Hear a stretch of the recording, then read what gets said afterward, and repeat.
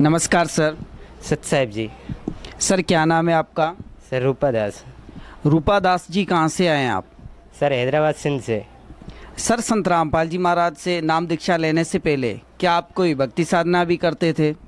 Sir जी हम भक्ति साधना करते थे, वही जो हमारे पूर्वज करते थे। देवी देवताओं की, ये पितरों की ये पूजा करते थे सर जी। हम कई तीर्थों पे जाते थे। सर जब आप इतनी भक्ति साधना करते थे तो फिर संत रामपाल जी महाराज की शरण में कैसे आए? सर जी हम इतनी भक्ति साधना भी करते थे लेकिन बहुत दुखी थे। तो सर जी संत रामपाल जी महाराज की शरण में ऐसे आए कि हम बहुत दुखी थे। हम यानी कि हमारी आर्थिक स्थिति भी बहुत कमज़ोर थी और बहुत दुखी थे हम। तो सर जी एक भगत हमारे पास आया, उसने सर जी हमारे को सत्संग दिए, गुरुजी के 2005 वाले सत्संग दिए। हमने सत्संग सुने। सत्संग तो एकदम तो समझ में नहीं आ रहे थे हमारे को। फिर मैं कुछ पढ़ा लिखा था सर जी, मैं पहले भी धार्मिक किताबें पढ़ा करता था। तो सर जी उस भगत को मैंने बोला कि इस संत की अगर कोई बुक हो तो वो मुझे ला के दो।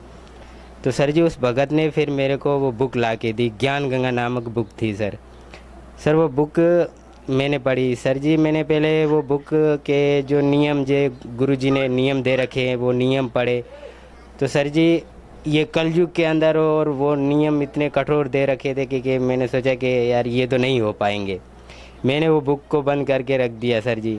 फिर मेरी एक विशेष एक आदत पड़ी हुई थी कि रात को जब भी मैं काम से घर पे आता था तो तकरीबन रात को 12 बजे तक 3 बजे तक भी मैं कोई ना कोई बुक बैठ कर पढ़ता रहता था।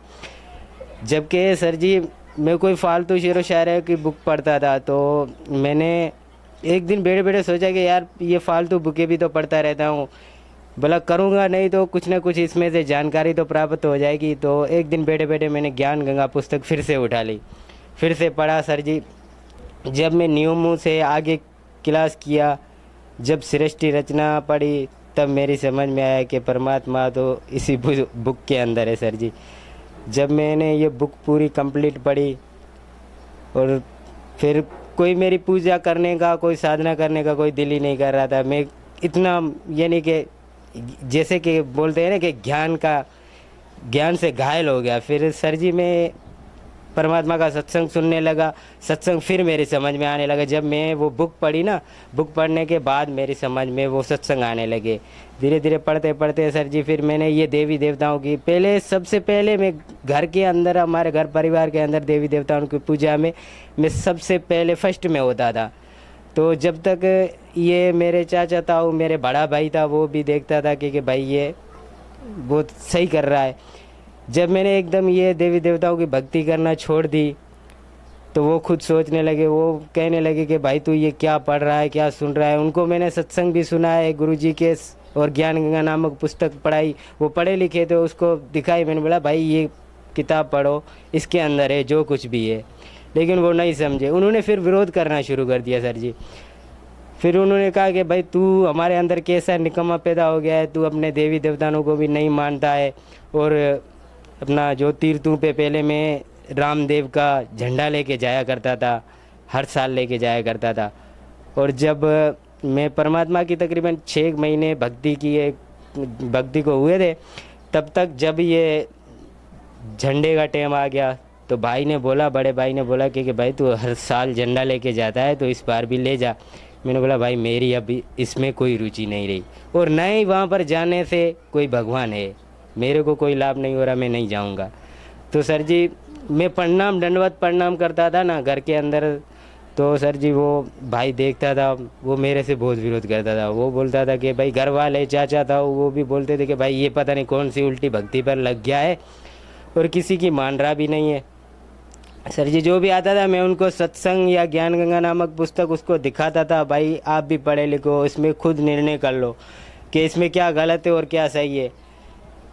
और सर जी वो बुक के अंदर श्रीमद् भागवत गीता अध्याय नंबर दिए हुए थे, वेदों के अध्याय नंबर दिए हुए थे, सब कुछ यानी कि प्रमाणित ग्रंथ बना हुआ था। तो उनको मैं सब ये बोलता था तो वो बोलने लग गए, वो और विरोध करते थे मेरे साथ। बोलते थे कि भाई इतने दिन तुम्हारा ये, हमारे गुरुजी के बारे में जैसे अनाप शनाप बोलने लगे कि भाई तुम्हारा ये संत रामपाल जी इतने दिन कहाँ गया था, आप भी ये नई भक्ति लाया, कहाँ से लाया, ये वो। मैंने बोला भाई आप अगर नहीं कर रहे ना, आपको अच्छा नहीं लगता, आप भले मत करो, मेरे को मेरी समझ में आ रहा है मैं करूँगा, आपकी समझ में नहीं आ रहा आप भले मत करो, लेकिन इसके बारे में कुछ आपको बोलना नहीं है।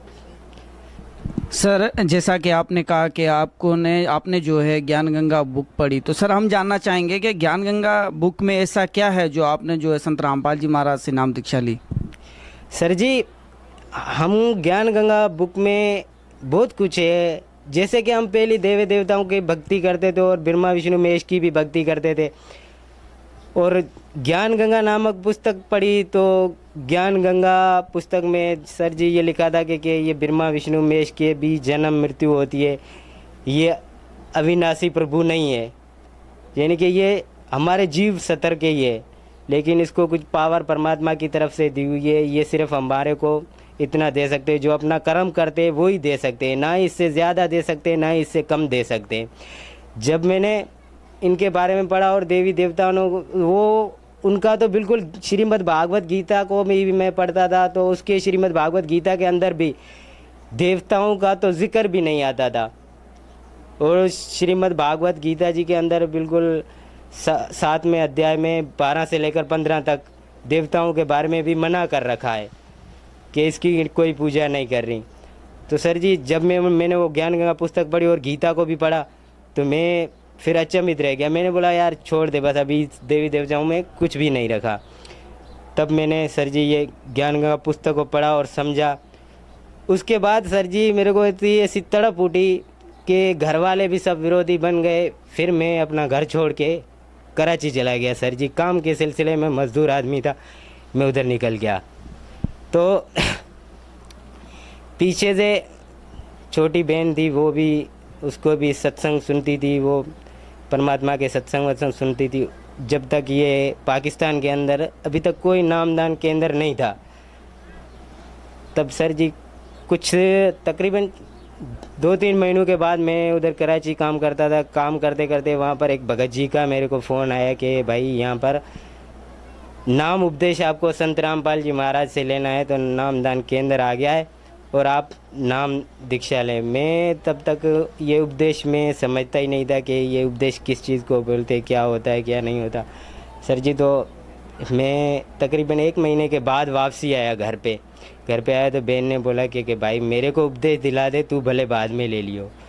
तो सर जी मैं एक ही रात रहा था घर पे, मेरा बड़ा भाई था चाचा का लड़का, उसको मैंने किराए के पैसे दिए और भाई बहन को बोला कि आप जाके भाई के साथ उपदेश लेके आ जाना, मैं बाद में लूँगा।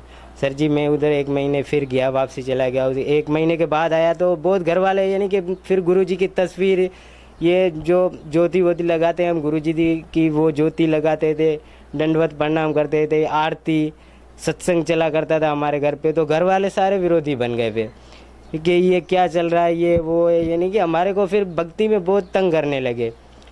तो सर जी फिर मैं जब काम से वापसी आया तो मैंने देखा कि जैसे एक पेटी सी बनाई हुई होती है, पेटी सी, उसमें पेटी के अंदर गुरुजी की तस्वीर लगी और उसमें छुपके ज्योति लगाई हुई थी। मैंने जैसे काम से आया मैंने बहन से पूछा कि बहन ये ज्योति क्यों इस तरह छुपा के रखी है? तो बहन ने बोला कि भाई बड़ा भाई लड़ता है और ज्योति इसलिए हमने छुपा के रखी है, वो भक्ति नहीं करने देता। मैंने बोला भाई अगर भक्ति नहीं करने देता है तो फिर क्या करने देगा? तो चलो मैंने तो तस्वीर बाहर निकाली, दंडवत प्रणाम किया। ज्योति जब तक मैंने उपदेश नहीं लिया हुआ था, बहन ने ज्योति लगाई, सत्य अपना आरती की। उसके बाद कुछ दिनों के बाद सर जी मैं भी वही चाचा का लड़का आया, उसके साथ मैं गया, जाके गुरुजी से नाम उपदेश लेकर आ गया। 14 अगस्त 2017 को मैंने नाम उपदेश लिया। सर जी जब मैं नाम उपदेश लेके घर आया तो मेरे साथ भी वही विरोध करने लगे कि भाई तू कैसा निकम्मा पैदा हो गया, तू निकल जा, तू अपने देवों को नहीं मानता, पता नहीं क्या करता रहता है सारा दिन, पता नहीं क्या सुनता रहता है, वैसे अनाप शनाप गुरुजी के बारे में बोलने लगे। तो मैंने बोला भाई आप भले नहीं करो तो नहीं करो, आपकी समझ में नहीं आ रहा, लेकिन सत भक्ति यही है, प्रमाणित ग्रंथों के साथ 4 वेद 18 पुराण श्रीमद् भागवत गीता आप सुनोगे और समझोगे, सुनोगे तो आपकी समझ में भी आएगा।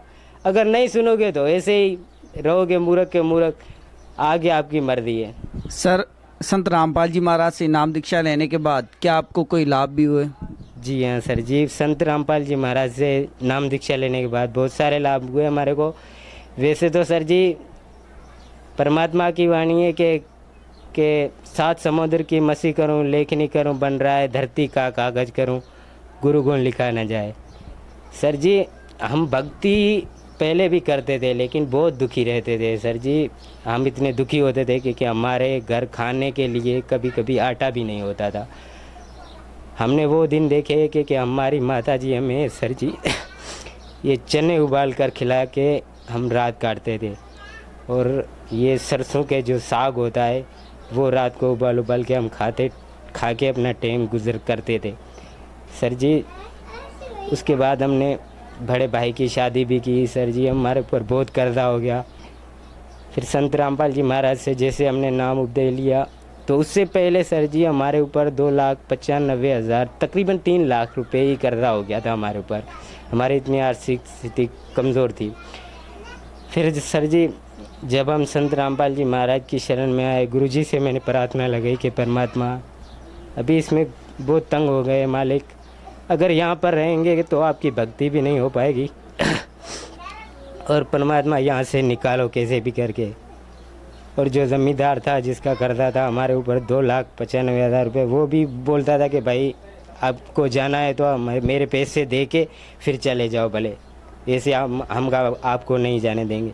फिर गुरुजी से हमने संध्या आरती के समय प्रार्थना लगाई कि परमात्मा आप ही जान छुड़ा सकते हो, हमारे बस की बात नहीं। सर जी गुरुजी की ऐसी प्रेरणा हुई कि उस ज़मींदार ने खुद पे खुद हमारे को बोला कि भाई साहब आप भले चले जाओ, आपके ऊपर कोई कर्जा वर्दा नहीं है, आप अपना जाके कहीं पर भी अपना गुज़र सफ़र करो सर जी। फिर वहाँ से हमने सोचा कि चलो हमारे ऊपर कर्जा नहीं है, हम भक्ति कर रहे हैं, यहीं पर भी रह लेंगे, अपनी मेहनत मजदूरी करके कहीं पर से गुजारा कर लेंगे। लेकिन सर जी हमारे ऊपर इतना विरोध हुआ कि हमारे चाचा ताऊ भाई बहुत विरोधी बन गए, हमारे को तंग करने लगे, हमारे माँ बाप को और भाइयों को तंग करने लगे कि भाई ये भक्ति छोड़ो नहीं तो यहाँ से भाग जाओ सर जी। फिर हमने सोचा कि वहाँ पर रहकर भी भक्ति भी नहीं हो सकती, क्योंकि ये रोज़ रोज़ काल के दूत आकर खड़े रहेंगे और ये माँ बाप को भी नहीं करने देंगे और मेरे ही भक्ति में भी बाधा के, इसलिए मैं ये छोड़ कर सब कुछ मैं अकेला ही सर जी शहर आ गया, हैदराबाद शहर में। उधर आके अपना किराए का जगह मकान लिया, उधर रहता था सर जी। फिर और सर जी उस भक्ति से पहले मेरी माँ को मैं बताना भूल गया, मेरी माँ को तकरीबन 1 हफ्ते में हम 2 बार हॉस्पिटल लेके जाया करते और मेरे पिताजी को अपेंडिक्स की बीमारी थी। वो करते करते भी हम उस भक्ति को करते करते भी बहुत परेशान रहते थे। फिर सर जी संत रामपाल जी महाराज की शरण में आए, परमात्मा से मैं जैसे यहाँ पर आ गया तो उधर से मैंने अपनी माँ और बाप को, भाई को, छोटे भाई थे तो उनको भी बोला कि भाई आप मेरे साथ आ रहे हो तो आओ, नहीं तो बड़े भाई के साथ रहो, तुम्हारी मर्जी है, लेकिन मैं तो भक्ति करूँगा, तुम्हारे को आना है तो आओ, नहीं तो तुम्हारी मर्जी है। छोटे भाई थे, माँ थी, बाबूजी था, उन्होंने भी बोला कि भाई ठीक है अभी ये लड़का बोल रहा है तो इनके साथ चल पड़ते हैं, यहाँ पर नहीं रहते, वैसे अगर रहेंगे भी सही तो ये यहाँ पर अपने को जीने नहीं देंगे। तो ऐसे करके मैं आ गया। फिर मैंने यहाँ किराए का मकान लिया सर जी। तो उधर से जब मैं अपने माँ बाप को यहाँ पर लाने लगा शहर में तो सर जी उधर से मेरे चाचा था, उन्हें ऐसी झूठी अफवाहें फैलाई। मेरी एक जवान बहन थी, मेरी भाभी भी थी सर जी। उन्होंने कहा कि ये संत रामपाल जी महाराज के कुछ लोग आते हैं कि ये औरतों को लेकर पता नहीं कहाँ लेकर जाते हैं, ये वो झूठी अफवाहें फैलाने लगे। लेकिन सर जी हम परमात्मा का ज्ञान सुन चुके थे, हम इतने तो अनजान नहीं थे कि इनकी बातों में आ जाए। मैंने सर जी उनको समझाया कि देखो, माँ जी को और बाबूजी को समझाया कि भाई आप चलो तो सही, अगर ऐसा होगा तो हम आ जाएंगे, हमारे को कोई वो बांध के नहीं रखेंगे। लेकिन ऐसे समझा बुझा के हम लेकर आए सर जी। मैंने फिर यहाँ शहर आते ही पूरे परिवार को नाम उपदेश दिलाया। मैंने तो नहीं दिलाया, परमात्मा ने दिया सर जी, मेरी कोई औकात नहीं है, मैं खुद एक जीव हूँ, मैं कुछ भी नहीं कर सकता। तो सर जी नाम उपदेश लेने के बाद ये सर जी मेरी माँ के जो ये पेट में दर्द रहता था वो एकदम ठीक हो गया। मैं भी, मेरी भी तकलीफ़ें थी कुछ सर जी, शरीर के अंदर तकलीफें थी, उपदेश लेने के बाद कुछ टाइम के बाद मेरी भी वो सही हो गई। सर जी हमने एक भाई और एक बहन का बिया किया था वो पहले वाली भक्ति में, तब हमारे ऊपर 2,95,000 रुपये का खर्चा हो गया। और ठीक 4 महीने के बाद सर जी हम 4 महीने तकरीबन 4 महीने हुए थे हमारे को संत रामपाल जी महाराज से दीक्षा लेने से।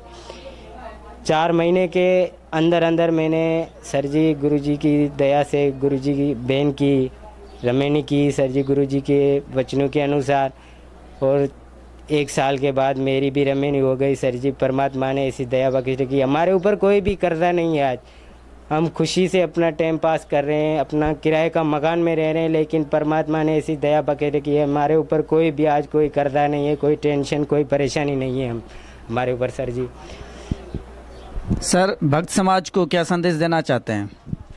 सर भगत समाज को संदेश तो क्या मैं प्रार्थना कर सकता हूँ, संदेश तो परमात्मा संत रामपाल जी महाराज दे रहे हैं।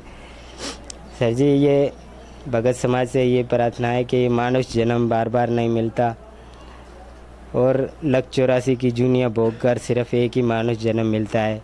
और उसमें भी अगर हम ये सत भक्ति तो बहुत चल रही है संसार के अंदर, बहुत सारी भक्तियाँ चल रही है, लेकिन शास्त्र विधि जो हम भक्ति नहीं करते उससे फिर सर जी दूसरी भक्तियों से भी हम 1,84 के अंदर जाएंगे। और दास का ये कहना है, प्रार्थना है कि उनको सबको झूठे भक्ति को छोड़कर और संत रामपाल जी महाराज की शरण में आकर अपना कल्याण करवाएं। सर संत रामपाल जी महाराज से नाम दीक्षा कैसे ली जा सकती है? सर अनेकों चैनल पर, टीवी चैनल पर संत रामपाल जी महाराज के सत्संग आते हैं। सत्संग के नीचे पीली पट्टी चलती है टीवी पे। सर उनसे राब्ता करके आप कहीं पर भी देश विदेश में जहाँ पर भी हो आप संत रामपाल जी महाराज से नाम दीक्षा ले सकते हो। जगह जगह पर हमारे गुरु जी ने, संत रामपाल जी महाराज ने नामदान केंद्र खोल रखे। धन्यवाद सर। सत साहिब जी।